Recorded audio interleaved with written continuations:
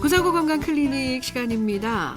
이 항문 소양증은 시간이 흐르면서 피부 전체로 확산이 돼서 나타날 수 있다고 하네요. 그래서 주의가 필요하다고 하는데, 자, 오늘 항문 소양증에 대해서 알아보겠습니다. 새항문병원 여성 항문 클리닉 박진희 과장 오셨습니다. 과장님 안녕하세요. 안녕하세요. 네, 너무 긴장하신다고 막 떠시는 것 같은데, 자, 저하고 수다 떤다 생각하시고, 자, 먼저 항문 소양증이 뭔지부터 좀 설명을 부탁드릴게요. 네. 소양증이란 말은 우리가 가려운 증상을 이야기하는 건데요. 네. 항문이나 항문 주위에 기분 나쁜 가려움증이나 타는 듯한 감각을 우리는 항문 소양증이라고 부릅니다. 네. 되게 어렵게 느껴지시겠지만 이게 쉽게 이야기해서 항문 가려움증이라고 맞습니다. 이해하시면 되겠습니다. 예. 일반 소양증은 보통 가려운 증상은 밤에 흔히 발생하고 네. 밤에 그 증상도 심한 분들이 많습니다. 네. 소양증이 심한 분들은 반사적으로 본인이 항문 주위를 긁게 되어서 피부에 상처를 내니까 이로 인해서 2차 감염, 피부 탈락 등의 피부 손상을 일으키게 됩니다. 네. 그러면서 이후 가려움증과 긁음의 악순환이 반복하게 되는 거죠. 네. 그러니까 밤에 자기도 모르게 손이 가서 긁는다고 하시는 분들이 많으신 것 같더라고요. 네. 원인은 뭡니까, 과장님? 원인은 우리가 크게 두 가지로 나눠볼 수 있는데요. 네.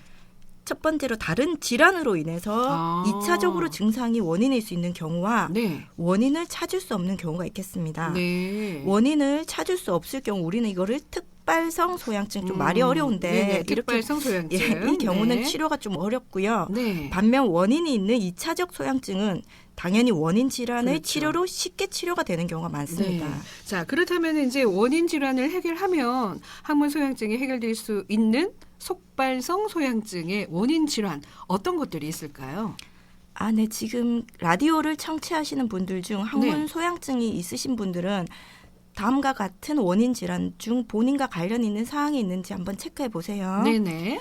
첫 번째로 항문 질환이 있을 경우입니다. 네. 항문 질환은 흔히 알고 있는 치질을 이야기하는 거고요. 그렇죠. 치루, 치핵, 치열 등으로 인해서 항문 주위 염증으로 분비물 등이 주변으로 새게 되어서 이게 피부 자극 증상과 염증, 궤양 등을 일으켜 가려움증을 유발할 수 있겠습니다. 네, 그렇군요. 자, 두 번째는? 두 번째로 개인 위생입니다. 네. 청결의 유지만으로 소양증이 치료될 수 있으나 이걸 또 심하게 문지르거나 자극성이 심한 알칼리성 비누를 사용하는 경우에는 오히려 만성적인 가려움증의 원인이 될 수 있겠습니다. 네네. 자, 그리고 세 번째는요? 세 번째는 과민 반응이나 기타 피부 질환입니다. 네. 소양증 환자 중 아토피나 피부 과민 반응의 소지를 가진 경우가 있고 네. 기타 피부과적인 문제로 나타날 수 있으나 이는 생각보다 흔하지 않습니다. 네.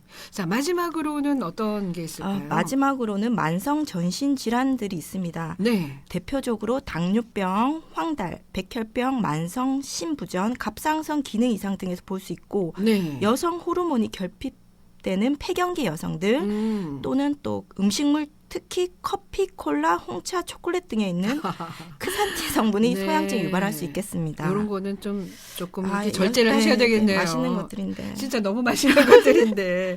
자, 그러면 오늘의 퀴즈 OX 문제를 우리 과장님께서 한 번 더 출제해 주시기 바랍니다. 네, 항문 주위를 깨끗이 하기 위해서는 세게 문지르거나 알칼리성 비누를 사용하는 것이 좋다. 네, 이 말이 맞으면 O, 틀렸다고 생각하시면 X 결정하시고요. 짧은 글 50원, 긴 글 100원, 정보 이용료가 있는 문자 메시지 샵 0949번으로 보내주시기를 바라겠습니다. 자, 앞서 속발성 소양증을 알아봤는데 정말 원인이 다양하게 있는데 이게 이제 원인 치료를 하면은 항문 소양증을 해결할 수 있다는 말씀인데 그럼 이런 원인 질환이 없는데도 항문 소양증이 지속되는 경우는 어떻게 하면 좋을까요, 과장님? 네, 앞서 이야기 드린 대로 네. 철저한 검진으로도 뚜렷한 원인을 찾을 수 없을 때 특발성 소양증이라 하고 네. 반수 이상의 소양증에 해당됩니다. 50% 이상이? 그렇죠. 은근히 많으시고 네, 많네요. 이들 환자분에서는 원인을 확실히 알 수는 없으나 대개 정확한 기전은 모르지만 네. 우리가 추측하건대 항문 뇌괄약근의 이상으로 나타나는 것으로 생각하고 있습니다. 네. 치료는 우선 항문 부위의 청결을 유지하는 것이 중요하겠고요. 네네. 원인을 모르시는 경우가 많아서 우선 지사제나 스테로이드 연고 등 약물 치료를 하게 되는데 네. 스테로이드 연고는 효과는 되게 좋습니다. 하지만 이를 효과가 좋다고 해서 장기간 사용하면 부작용이 있을 수 있어서 네. 증상이 개선되면 중단하는 게 좋으나 네. 또 이거를 갑자기 중단하면 반사적으로 가려움증이 심해지기도 하고 네. 중독될 수 있으므로 의사 선생님과 상의하여 치료받는 것이 좋겠습니다. 그렇습니다. 이 말씀을 들어보니까 특발성 소양증의 경우는 이 항문 부위의 청결이 매우 중요할 것 같은데, 자, 청결을 위해서 어떻게 하면 좋을까요? 일단 뭐 기본 개념은 항문 주변을 항상 깨끗이 유지하는데요. 네. 배변 후에 그리고 아침에 일어나서 밤에 잠들기 전 항상 항문 주변을 닦아서 청결하게 유지해야 합니다. 네네. 특히 밤에 잘 때 가려움이 심해지는 사람은 자기 자기 전 반드시 항문을 닦으셔야 하고 네. 비데를 사용하는 것도 좋으시지만 커다란 대야나 욕조에 물을 가득 채우고 네. 엉덩이를 담그고 있는 것이 좋은 방법입니다. 네. 이는 항문 주변 피부에 갈라진 틈새에 낀 작은 이물질들이 모두 빠져나가도록 해야 하는 게 중요하기 때문입니다. 그러네요. 네. 자, 그렇다면 이게 항문을 깨끗하게 하라고 했는데 이거를 위해서 수건이나 씻을 때 사용하는 수건, 이 수건을 사용하는 게 옳습니까?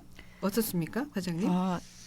청결이 하되 강한 것은 오히려 증상을 오히려 유발할 수 있습니다. 네. 비누나 거친 헝겊, 수건 음. 등으로 항문 주변을 문지르지 않는 것이 좋고 네. 항문 피부 틈새에 남아있는 비누기는 또한 매우 자극이 될 수 있습니다. 네. 약간은 비누 거품을 가지고 부드럽게 항문 주변을 손가락 끝으로 닦고 네. 순면 헝겊으로 두드려 닦는 것으로도 충분합니다. 막 문지르지 말라는 말씀이군요. 문지르면 딱딱딱딱 닦으면서 두드리면서. 그렇죠. 네.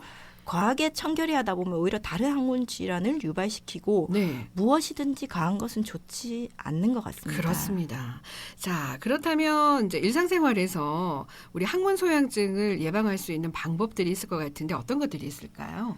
우선 지나치게 항문을 축축하게 하는 것을 피하셔야 하고 네. 항문 피부에 축축한 상태로 연고나 물약을 발라서 남겨놓지 않습니다. 아, 네네. 항상 면으로 된 속옷을 입으시고 나일론으로 된 것은 입지 않고요. 네. 항문 부위가 통풍이 잘 되어야 항문이 음. 축축하지 않게 유지될 수 있으니 꽉 끼는 옷은 입지 않도록 합니다. 네네.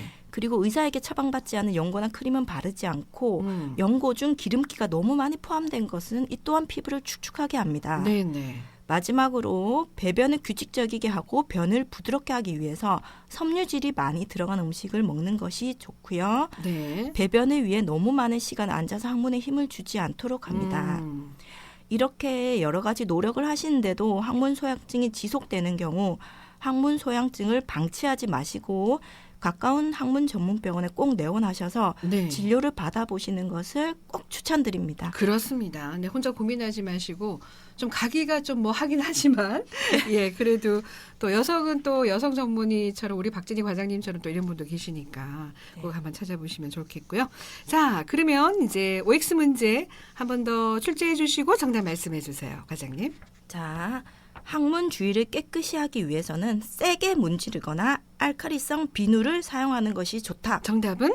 정답은 X입니다. 네, 좀 덧붙이는 말씀 해주신다면? 우리가 항문을 세게 문지르거나 알칼리성 비누의 과도한 사용은 그 네. 자체로 항문 소양증으로 이미 예민해진 항문 피부 손상을 유발할 수 있겠습니다. 그렇습니다. 이게 치질하고도 굉장히 좀 연관이 있겠네요. 그죠, 과장님? 굉장히 큰 연관이 있습니다. 네, 치료를 잘 하셔야 될 것 같습니다. 자, 오늘은 항문 가려움증, 항문 소양증에 대해서 새항문병원 여성항문클리닉 박진희 과장과 함께 말씀 나눠봤습니다. 과장님 수고하셨습니다. 너무 잘하셨어요. 네, 감사합니다. 자, 내일 이 시간에는 요실금에 대해서 알아보도록 하겠습니다. 전하는 말씀 듣죠.